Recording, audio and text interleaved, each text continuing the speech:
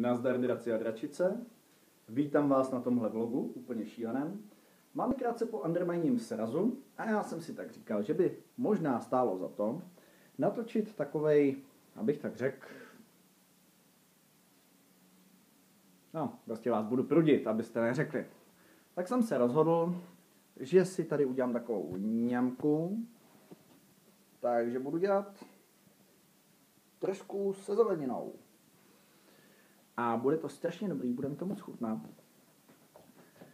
Vám by to chutnalo taky, ale máte smůlu, nedám vám nic. Budu vám tak maximálně dělat chutě. Ale doufám, že se těšíte na moji novou pohádkovou sérii, kde uvidíte a uslyšíte pohádky vyprávěné takovou trošku pomotanější babičkou, která, uvidíte sami, má trošku svérázný způsob vyprávění. Tak jo, mějte se hezky, jeste banány a někdy příště se těším na setkání s váma. Ahoj!